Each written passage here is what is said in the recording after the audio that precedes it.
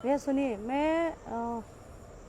मैं गई थी लखनऊ से आ रही थी और रात को करीब 9:30 बज गया था। मुझे कुछ समझ में नहीं आ रहा था, मेरी तबीयत भी ख़राब सी लग रही थी, ऐसा लग रहा है कि मैं प्यास सी लगी है, मतलब दिक्कत महसूस हो रही थी, चक्कर से आ रहे थे, इसलिए हमें कुछ सूझा नहीं। हमने अध्यक्ष जी के पास कॉल किया और अध्यक्ष जी के पास हमने कॉल किया। अध्यक्ष जी से हमने कहा कि अध्यक्ष जी हमारी तबीयत ख़राब लग रही है, हम यहाँ स्टेशन पे फंसे पड़े हुए हैं, हमको प्लीज़ या तो कहीं रुकने का थोड़ी देर रुकने का समय दे दीजिए और या तो हमें हमारे घर भिजवा दीजिए। तो अध्यक्ष जी बहुत व्यस्त थे, बोले कि अभी थोड़ी देर रुको, 10 मिनट के बाद मैं आता हूँ। मैंने इंतज़ार किया, अध्यक्ष जी आए और फिर उन्होंने रिसीव किया और उन्हें फिर उनका कोई अर्जेंट कॉल आ गया, तो बोले कि अभी मैं कहीं जा रहा हूँ किसी को छोड़ने और आता हूँ। फिर अध्यक्ष जी हमको लेके गए कार्यालय पे, बोले कि तुम यहाँ थोड़ी देर ठहरो और मैं अभी आता हूँ।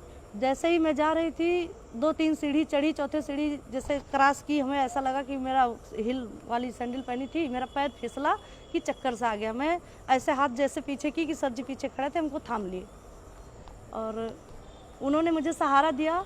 पैर फिसलने से अगर मेरा पैर भी टूट सकता था, मेरी और भी कहीं चोट आ सकती थी, सिर में चोट आ सकता था, बस यही बात है। और अध्यक्ष जी ने हमको कमरे तक छोड़ा और बोले आप तुम यहाँ अंदर रुको, मैं थोड़ी देर बाद अभी आता हूँ तो तुम्हें घर भिजवा देता हूँ किसी से। बस भैया इतनी सी ही बात है, इतनी सी ही बात है। अब इसको चाहे कोई गलत सोचे या अच्छा सोचे, अध्यक्ष जी ना कभी गलत थे ना कभी हैं हमारी नज़र में। मैं पिछले करीबन 3-3.5 सालों से उनको जानती हूँ और हमारे पारिवारिक संबंध रहे भी हैं उनके यहाँ से, हमारे यहाँ से अध्यक्ष जी से पारिवारिक संबंध रहे हैं, इसलिए मैंने भरोसा करके उनके पास कॉल किया और किसी के पास कॉल नहीं किया। नहीं भैया बहुत अच्छे इंसान हैं और मेरे पिता तुल्य हैं, चाहे मैं बड़ा भाई मानूं या अपना पिता मानूं, और पिता तुल्य ही हमारी सारी फैमिली मानती है। हमारा भाई, हमारे हस्बैंड, हमारे 2 बच्चे भी हैं। मैं लड़की नहीं हूँ, मैं अनजान बच्चा नहीं हूँ कि मैं किसी को, कोई मुझे बहलाएगा, कोई मुझे फुसलाएगा, ऐसा कुछ भी नहीं है। और जो सोच रहा है गलत सोच रहा है। इतने लोग अफवाह जो उड़ाए हैं मेरे खिलाफ, मैं कंप्लेन थाने में कर दी हूँ। अगर नहीं मानेंगे तो मैं मानहानि का दावा भी करूँगी, महिला आयोग जाऊँगी।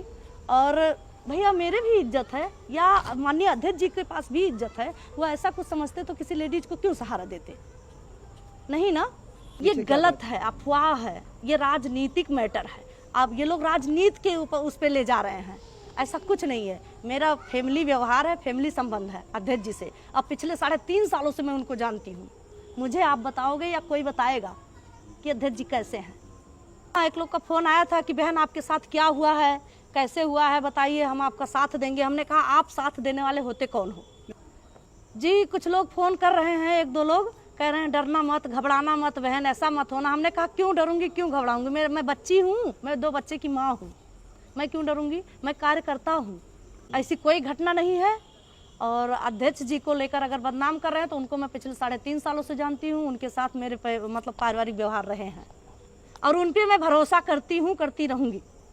अमर किशोर बम जी हैं माननीय जिलाध्यक्ष जी, उसमें देखा कि उनको लोग परेशान कर रहे हैं, उनको राजनीतिक तौर से बात कर रहे हैं, उनको लोग गलत साबित करना चाह रहे हैं। उन लोगों के देखने का नज़रिया है ना, लेकिन वो लोग गलत नज़र से देख रहे हैं। ये हमारी भी इज्जत जा रही है, माननीय अध्यक्ष जी की भी इज्जत जा रही है। नहीं, कोई सच्चाई नहीं, बिल्कुल नहीं। मैं स्टाम्प पे लिख दूं या जहाँ कहिए वहाँ कह दूं, ऐसी कोई बात नहीं। ना अध्यक्ष जी ऐसे थे मेरे नज़र में, ना है ना रहेंगे। तो ये तो कोई भी कर सकता है, पति भी कर सकता है, भाई भी कर सकता है, बाप भी कर सकता है, कोई भी कर सकता है। ऐसा कोई भी साथ दे सकता है, कोई भी थाम सकता है। मेरा सर फट जाता भैया, मैं बीमार हो, मतलब कुछ तो मेरी तबीयत ठीक नहीं थी, लेकिन अगर मेरा सर फट जाता, मेरे बच्चों का कौन होता? मेरी 2 बेटियां हैं, एक 8 महीने की है, एक पिछले 6 साल की है। बताइए, अब आप जवाब दीजिए।